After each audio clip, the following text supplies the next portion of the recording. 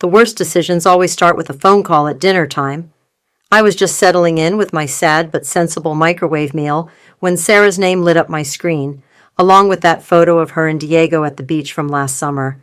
I almost let it go to voicemail. Almost. "Malia, please don't hang up," she sobbed before I could even say hello. "I don't know what else to do. I'm Malia, the responsible sister, the one who never needed bailing out, never caused drama, and always had her life together. At least that's what everyone said when they needed something from me." "What's wrong?" I asked, already feeling that familiar knot in my stomach. "Is Diego okay?" "We're going to be homeless," Sarah choked out. "The bank won't approve my mortgage without a cosigner. They're saying my income isn't stable enough, but I've been at this job for 8 months now. Diego and I will have to leave by the end of the month if I can't get approved." I set down my fork, dinner forgotten. "Sarah, you know co-signing is a huge responsibility. If anything happens—" I know, she cut in. "But it's just until I can refinance in a year. Please, Mal. Diego's finally settled in his new school, made friends. I can't put him through another move, not after everything with Mark." My phone buzzed, a text from Madeline. "Don't you dare answer that call. I know it's her." "The payments would be less than what I'm paying in rent now," Sarah continued. "I've done all the math. I just need your signature, that's all. Please don't make me beg." But she was begging. She always did. And it always worked. "Let me think about it," I said. "Send me the details first." "There's no time," she insisted. "The seller's giving me until tomorrow to secure financing. Please, can we meet? I have all the paperwork ready." I glanced at my laptop, where my own carefully planned budget spreadsheet was open. The emergency fund I'd built over 3 years of careful saving stared back at me. "Where's the house?" "It's this cute little place in Riverside. Nothing fancy, just perfect for me and Diego. 2 bedrooms, small yard. Please, Mal, I wouldn't ask if I wasn't desperate." An hour later, Sarah was at my door with Diego in tow, manila envelope clutched to her chest. Diego's big brown eyes looked up at me hopefully as he hugged my waist. "Aunt Malia, Mom says we might get to have a real house," he said, "with a backyard and everything." Sarah spread the papers across my kitchen table, pointing out numbers and terms I already understood better than she did. It's literally what I teach for a living. But something felt off about the urgency, the pressure. My phone buzzed again. Madeline. Whatever she's asking, the answer is no. I watched Diego sitting on my couch, homework spread out beside him, looking so much smaller than his 10 years. I thought about him changing schools again, losing more stability. "Where do I sign?" I heard myself say. Sarah's eyes welled up with tears as she pointed to the lines. "You're saving us, Mal. I'll never forget this." Later that night, after they left, I decided to review the copies of the paperwork more carefully. That's when I saw it. The property address, not Riverside, Beachview Estates. My hands shook as I pulled up the listing online. 3 bedrooms, ocean views, luxury finishes throughout. Listed at nearly twice the amount Sarah had told me about. My phone buzzed one final time. Madeline again. "Tell me you didn't." I stared at the screen, then at the papers, then at my own signature binding me to my sister's lies. Again. "I did," I texted back, "but this time is different." "That's what you said last time," Madeline replied instantly. "And the time before that." She was right. But something inside me had shifted. Maybe it was the casual way Sarah had lied about the house. Maybe it was Diego's hopeful face being used as emotional ammunition. Or maybe, just maybe, I'd finally had enough of being the responsible one who always paid the price for my sister's dreams. I picked up my phone and took a picture of the real estate listing. Then I opened my banking app and looked at my emergency fund one last time. I had a feeling I'd be needing it soon. What I didn't know then was just how expensive karma could be, for both of us. 3 weeks after signing those papers, I was working late at the community college, trying to squeeze in extra financial literacy workshops to pad my savings. The irony wasn't lost on me, teaching others about responsible money management while my own financial future dangled by a thread tied to Sarah's promises. My phone pinged. Madeline had sent a link. "You need to see this, now." I clicked, and my stomach dropped. Sarah's Instagram feed filled my screen. There she was, wrapped in the arms of a tall, tan stranger, both of them grinning in front of the Eiffel Tower. The caption read, "When you meet your soulmate and he whisks you away." Spontaneous love, European adventure. The post was dated 4 days ago. My hands trembled as I scrolled through more photos. Sarah in Santorini, the white buildings gleaming behind her. Sarah on a yacht off the Amalfi Coast. Sarah and the mystery man, tagged as Graham Lewis, sharing wine in Tuscany. My phone rang. Madeline. "Before you say anything," she started, "I only found this because Diego's dad Mark called me looking for Sarah. He was supposed to pick Diego up 3 days ago, but Sarah's mom said she's away on business." "Business?" I laughed bitterly. "Unless she's conducting meetings from Mediterranean beach clubs, I don't think that's accurate." "There's more," Madeline said quietly. "Check her Facebook stories." I did. There was Sarah, dancing in a trendy Paris nightclub, diamond tennis bracelet glinting on her wrist. "Best gift ever from the best man ever, Graham Lewis, blessed." The timestamp showed it was posted just hours after she'd texted me. "Money's a little tight this month, but I'll make the first mortgage payment. Promise." "I'm coming over," Madeline declared, "with wine, lots of wine." 20 minutes later, we sat on my couch, piecing together Sarah's European adventure timeline through her social media breadcrumbs. "Look at the dates," Madeline pointed out. "She booked these flights barely a week after you co-signed. The money for the down payment probably went to first-class tickets instead," I finished, taking a long sip of wine. "And who knows where she got the rest?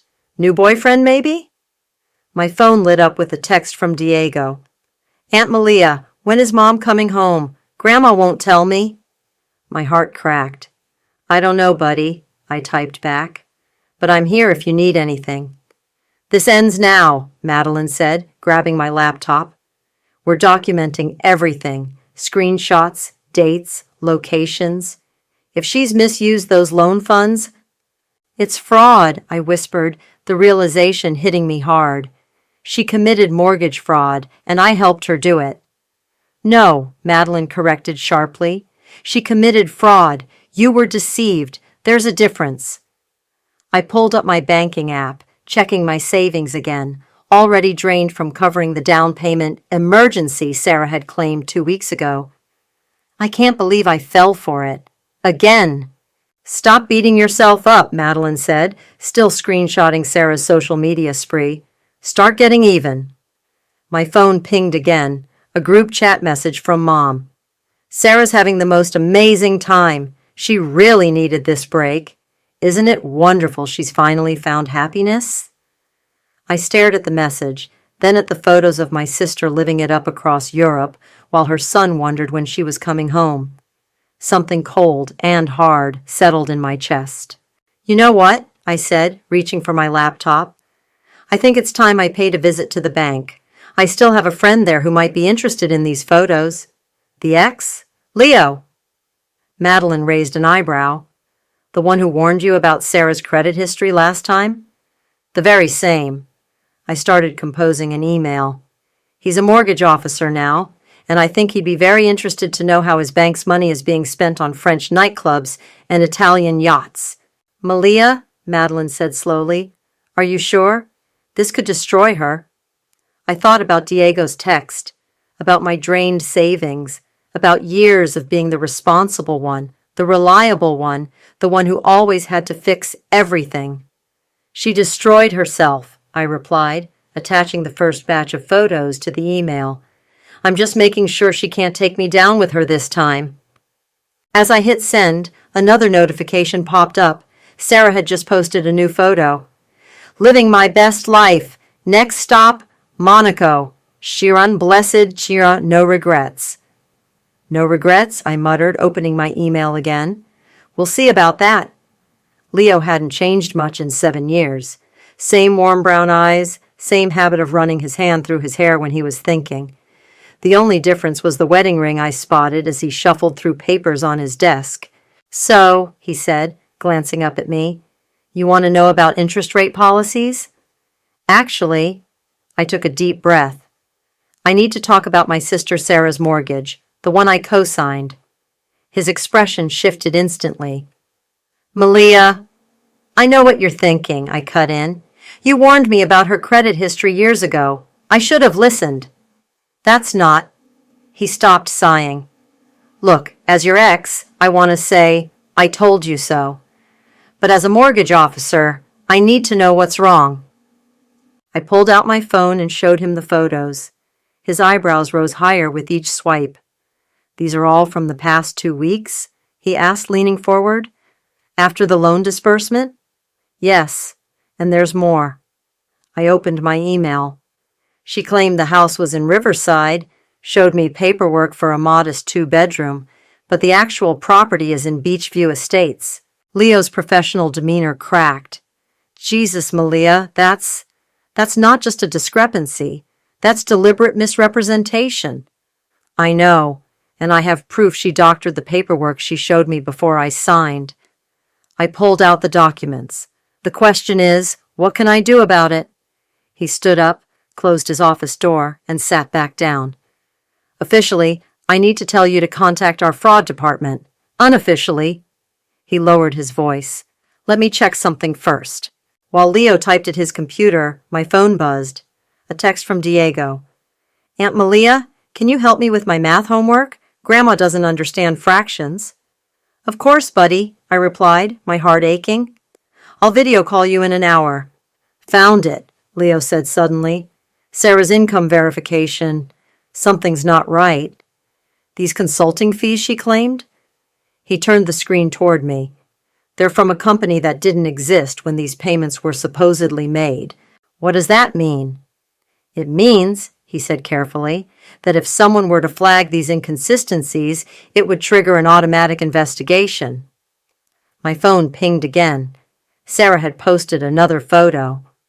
Monte Carlo dreams. Thanks for the casino tips. Graham Lewis. Winning streak. I showed Leo the post. She's gambling with loan money while her son stays with our mother. Malia, Leo leaned forward, his voice gentle. If I flag this for review, it opens a whole investigation. It could affect Diego, too. Are you sure you want to? Check my tablet, I interrupted, pulling it from my bag. Sarah's email is still logged in from when she used it last month. Look at these wire transfers. Leo scrolled through the documents, his frown deepening. These transfers, they're structured to avoid reporting requirements. And this Graham Lewis person she's with? His name's coming up in some concerning patterns. What do you mean?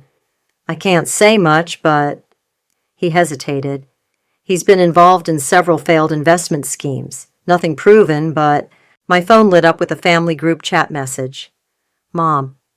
Sarah says she's extending her trip another week. Isn't it wonderful she's found someone who treats her like the princess she is? I felt something snap inside me. What do you need from me to start an investigation? Just an official statement of concern from you as co-signer, Leo said. But Malia, think carefully. This could destroy her, I finished. Maybe it should. She's been destroying everyone else for years. Leo nodded slowly, then picked up his desk phone. Let me make a call. While he spoke quietly into the phone, I checked my banking app again. The emergency fund I'd spent years building was almost gone, all because I'd believed Sarah one last time. My tablet pinged, an email notification from Sarah to Graham. Baby, the bank keeps calling about income verification. What should I do? Can you help me make those documents look better like last time? I wordlessly turned the tablet toward Leo, who was just hanging up the phone. His eyes widened as he read. He shook his head. That's explicit admission of intent to defraud. So what happens now? Now? He started typing rapidly. Now I have to file an official report. The bank will launch a full investigation. They'll freeze the loan, possibly the property. My phone buzzed one final time. A text from Sarah. Hey sis, having the most amazing time. Quick favor, can you send me $2,000 just until my next consulting check comes in? You're the best. I looked at Leo, then at the evidence spread across his desk, then at my sister's smiling face in her casino photos.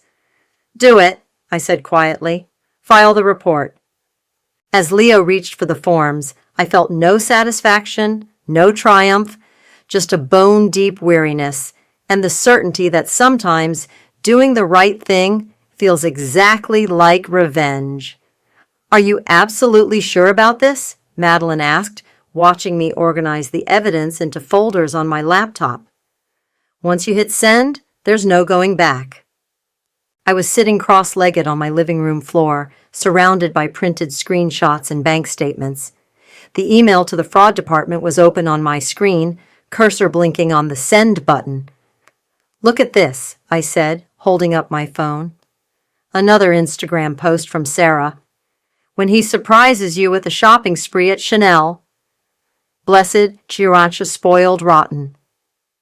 That bag costs more than the monthly mortgage payment she skipped, Madeline noted, peering at the photo.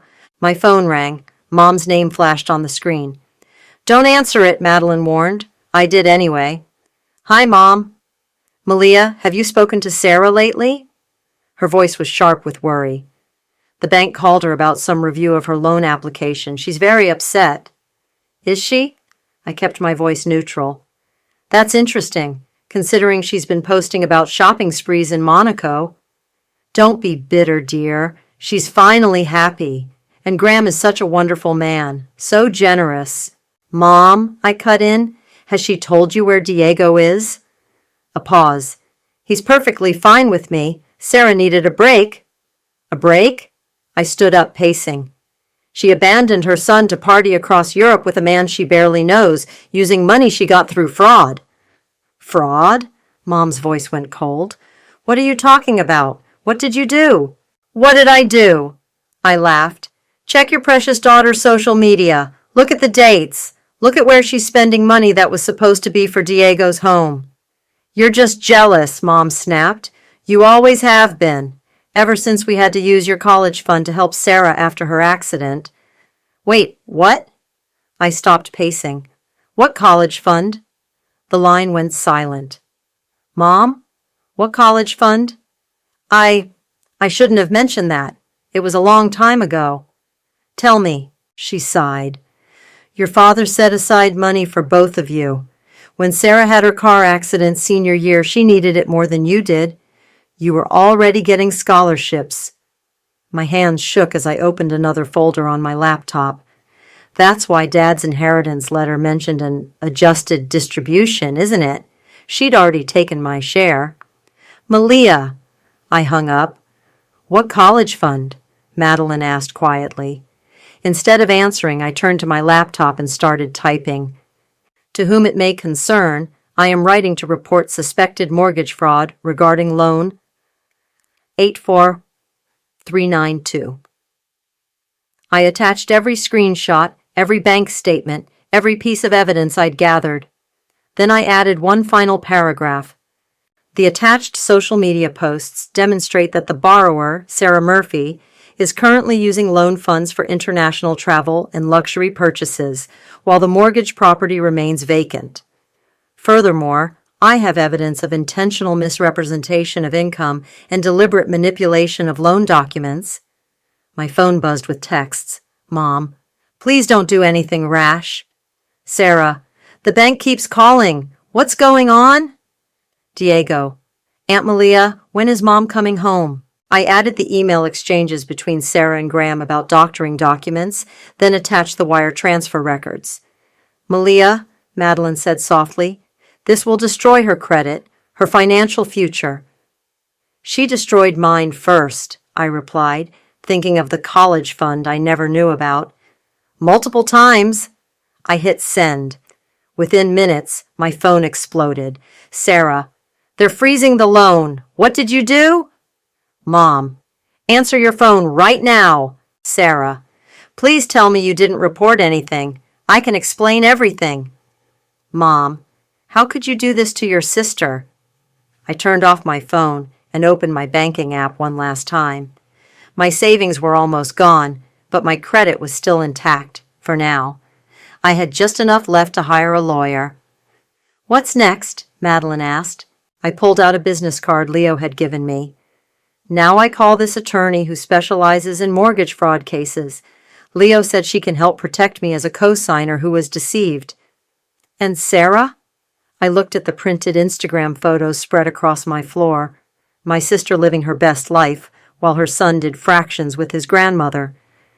Sarah gets to learn what consequences feel like, I said, picking up my phone to make the call. For once in her life, she gets to face reality. As I dialed the attorney's number, my tablet pinged with one final email notification. Sarah to Graham.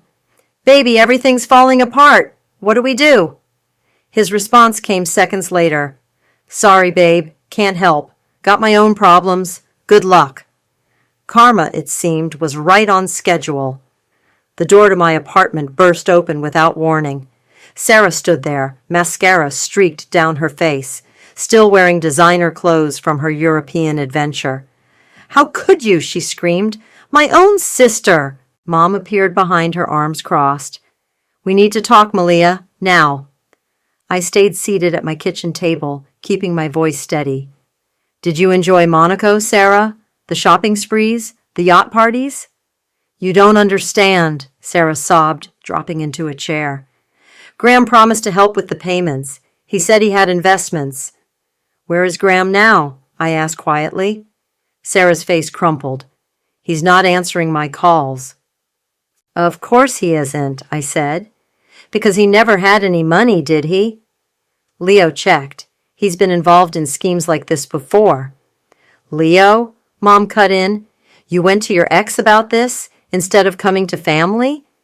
I laughed bitterly. Family? Like when you and Sarah went to my college fund without telling me?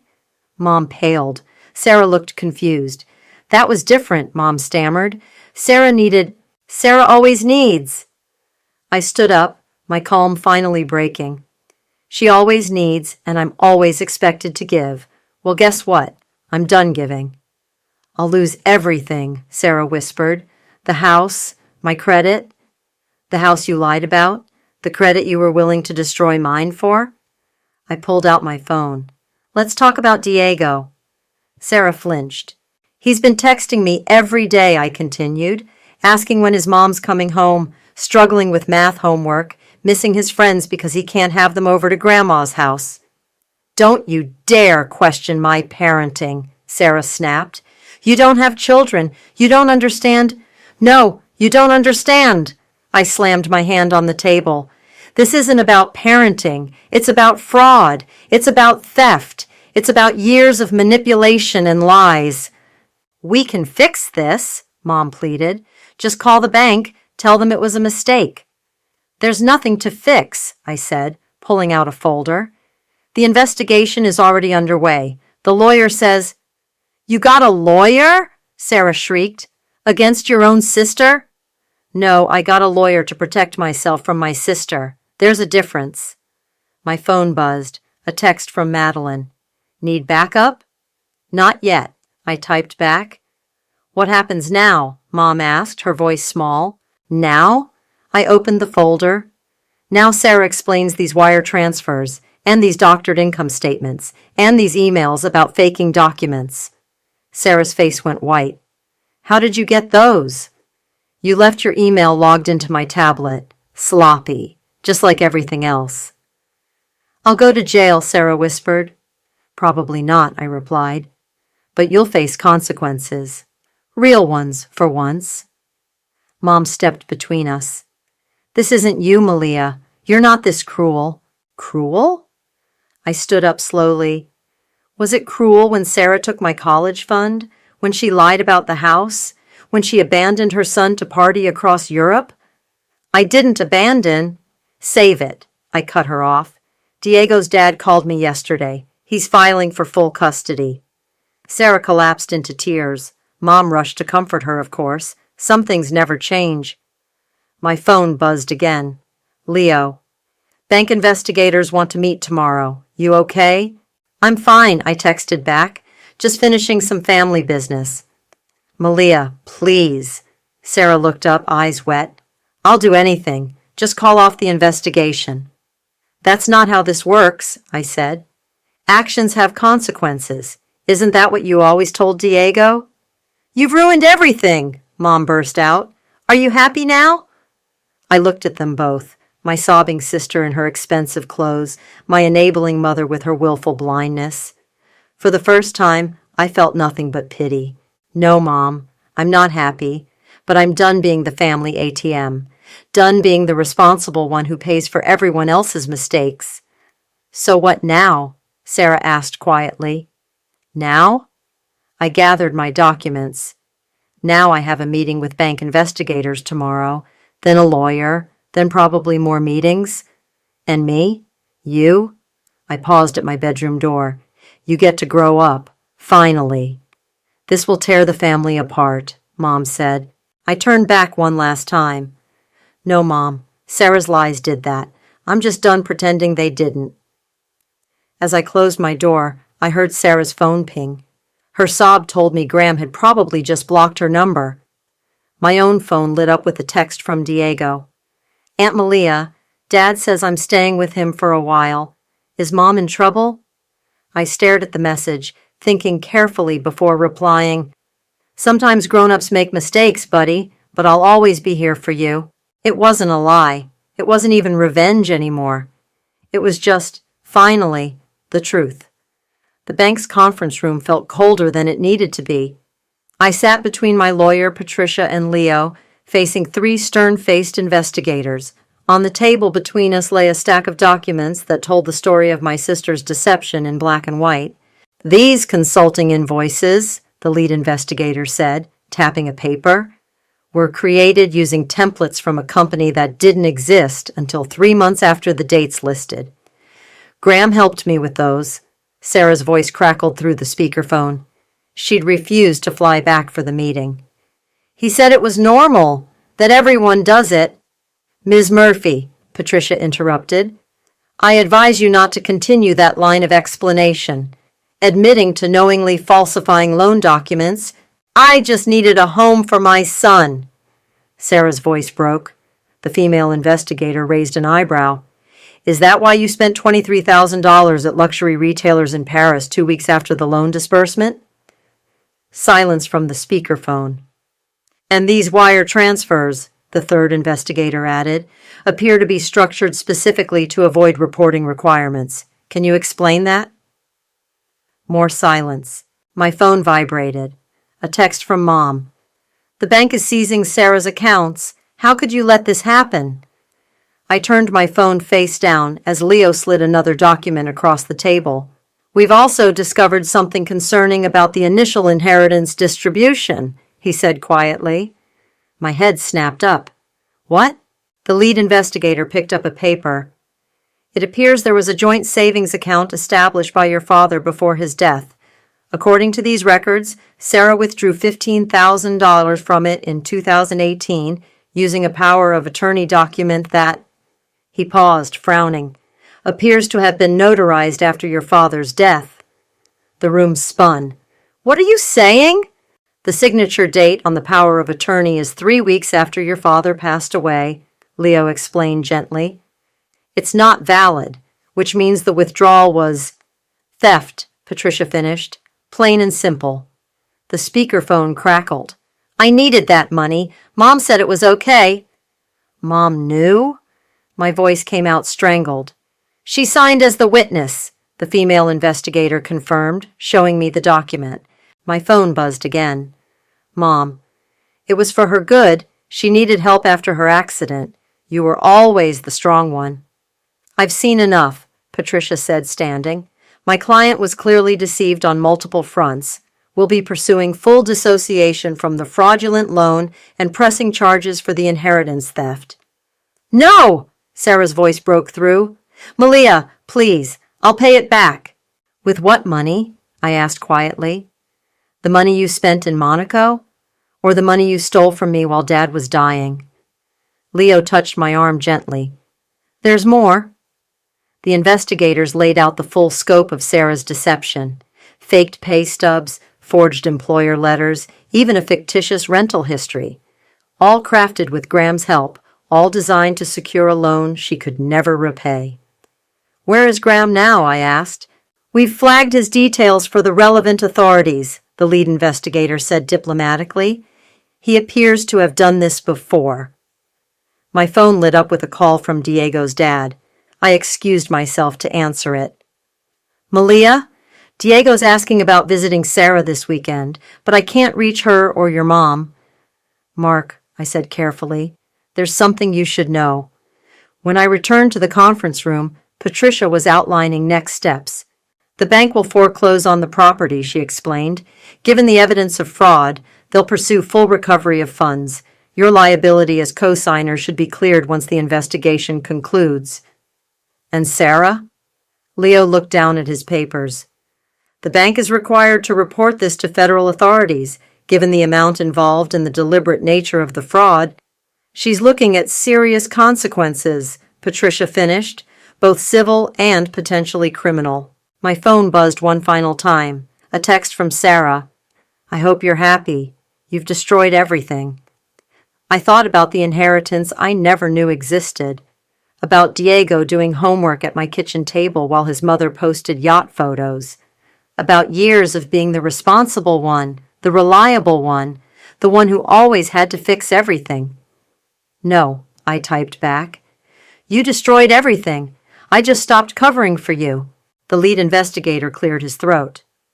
Ms. Murphy, we'll need you to sign these statements.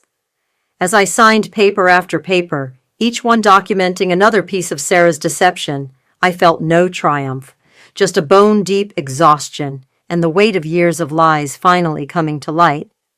What happens now? I asked Patricia as we left the bank. She gave me a measured look. Now we make sure justice is served for both the fraud and the theft. And Sarah? Sarah, Patricia said firmly, gets to learn that karma doesn't accept designer handbags as payment. The bank's official letter arrived on a Tuesday.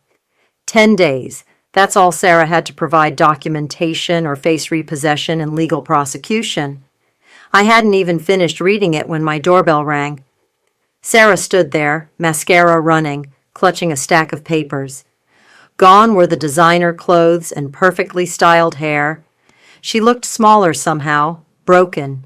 They're going to arrest me, she choked out, pushing past me into the apartment. The bank, the FBI, everyone's investigating. Graham's gone, his phone's disconnected. I can't even access my accounts.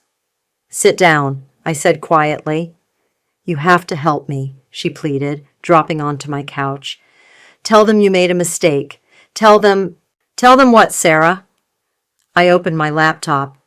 That these photos of you gambling in Monaco are fake? That these wire transfers are forged? That Dad's power of attorney wasn't backdated? She flinched at each accusation. I was going to pay it all back. Graham had a plan. Graham had a history of fraud, I cut in. Leo found 6 other cases where he did exactly this. He used you, Sarah, just like you used me. That's not fair. I needed... You always need. I pulled up the inheritance documents. Look at these. Really look at them. You and Mom forged Dad's signature while he was dying. You stole my inheritance while I was planning his funeral. Sarah's face crumpled. Mom said it was okay. She said you'd understand. Understand what? That my sister and mother conspired to steal from me? That you abandoned your son to party across Europe with a con man? Don't bring Diego into this. Why not? You did when you used him to manipulate me into co-signing. We'll be homeless, Malia. Think of Diego. I mimicked her desperate plea from that night. I'm his mother. No, a new voice said from the doorway. Right now you're a fraud suspect who abandoned her child. We both turned. Mark stood there with Diego, who looked smaller than his 10 years. Mark, Sarah stammered, I can explain. Save it for the judge, he said firmly. I filed for emergency custody this morning. Diego stepped forward, his voice quiet. Mom, why did you leave me? Sarah reached for him, but he backed away. Baby, I didn't leave you. I just needed a break. A break? I pulled up her Instagram. Here's you at the Eiffel Tower. Here's your new Chanel bag. Here's you on a yacht while your son wondered why his mom disappeared. Diego, please, Sarah begged. Tell them I'm a good mother. But Diego just stared at the floor, clutching his backpack. We should go, Mark said gently. Diego, say goodbye to your aunt. Diego hugged me tight. Thanks for helping with fractions, he whispered. After they left, Sarah collapsed into tears. What am I going to do? They're taking everything. No, Sarah, you took everything. From me, from Diego, from everyone who trusted you. Please, she sobbed. One more chance. I'll do anything. I walked to my desk and pulled out an envelope. Here. She opened it with shaking hands. Inside was a savings bond in Diego's name. That's what's left of my emergency fund, I said quietly. Not for you, for him. For college, or whatever he needs, something you can't touch. You're really not going to help me? I am helping you, I replied, by finally letting you face consequences. My phone buzzed, a text from Leo. FBI wants to interview Sarah tomorrow. Is she back in town? Sarah's phone chimed at the same moment, probably the same message from the bank. She stood up, suddenly angry. You've ruined my life, my own sister. No, I said firmly. You ruined your life. I just stopped enabling it. Mom was right. You're jealous. You've always been jealous of me. I laughed, a hollow sound. Jealous of what? Your fraud charges? Your abandoned child? Your empty bank accounts? She stormed toward the door, then turned back. When this is all over, don't expect forgiveness. When this is all over, I replied, don't expect me to care. The door slammed behind her. My phone buzzed again. Mom. Sarah's hysterical. How could you be so heartless? Mark. Thank you for everything. Diego needs stability right now. Leo. You okay? Want to grab coffee tomorrow? Madeline. Just heard from Sarah. You did the right thing. I looked at the empty savings bond receipt on my desk, then at the family photo still hanging on my wall, taken before the lies, before the theft, before everything fell apart. Sometimes, I typed back to Madeline, doing the right thing feels exactly like losing everything. But as I heard Sarah's car screech away, I realized I hadn't lost everything. I just finally stopped carrying everyone else's losses. The courtroom felt smaller than I expected. Sarah sat at the defendant's table, wearing the same black dress she'd worn to Dad's funeral. Mom wasn't there. She'd stopped speaking to me after Sarah's arrest. The defendant has agreed to the plea arrangement, the prosecutor announced. Full restitution of fraudulently obtained funds, plus the inherited amounts taken through deceptive means. I watched Sarah's shoulders shake as the judge listed the conditions: probation, mandatory financial counseling, supervised visitation with Diego. The word guilty echoed through the chamber when she spoke it. My phone vibrated, a text from Leo. Still on for dinner tonight? Wouldn't miss it, I typed back, smiling slightly. The judge's gavel cracked like thunder. Ms. Murphy, do you understand these terms? Sarah nodded, then turned to look at me. For the first time since this started, I saw something real in her eyes. Not manipulation, not fake tears, just raw understanding. Outside the courthouse, she caught up to me. Malia, wait. I stopped but didn't turn. I found this in Mom's attic, she said, holding out an envelope. It's Dad's real letter about the inheritance, the one I hid. My hands shook as I opened it. Dad's familiar handwriting filled the page. My dearest Malia, you've always been the responsible one, the one who carries everyone else's burdens. Sometimes I wonder if we did you a disservice, expecting so much while asking so little of Sarah. He knew, Sarah said quietly. About everything. About who I really was. Why are you showing me this now? Because, she swallowed hard, because Diego asked me why I never say sorry and mean it. A car pulled up, Mark bringing Diego for the supervised visit. The boy ran to his mother, then stopped, looking uncertainly at me. It's okay, buddy, I said softly. Go ahead. As they walked toward the visitation center, my phone buzzed again. A text from Madeline. Your sister's story is trending in my financial literacy group. People are calling you brave. Brave? Was that what this was? Leo appeared beside me, coffee in hand. Ready to go? Almost. I pulled out my own envelope. Need to mail this first. It was addressed to Diego. Another savings bond, this one from the restitution money. On the card I'd written, sometimes doing the right thing is the hardest thing. Love, Aunt Malia. You're still helping them, Leo observed, after everything. No, I corrected him. I'm helping him. There's a difference.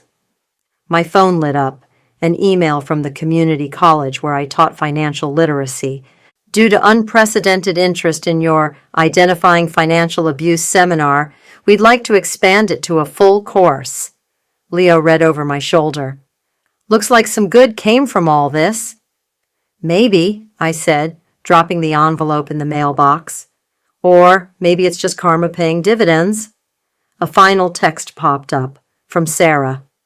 Diego asked if you could help with his science project next week, during my supervised visit, if you want. I showed Leo the message. What do you think? I think, he said carefully, that sometimes the bravest thing isn't walking away. It's staying to help rebuild, but with better boundaries.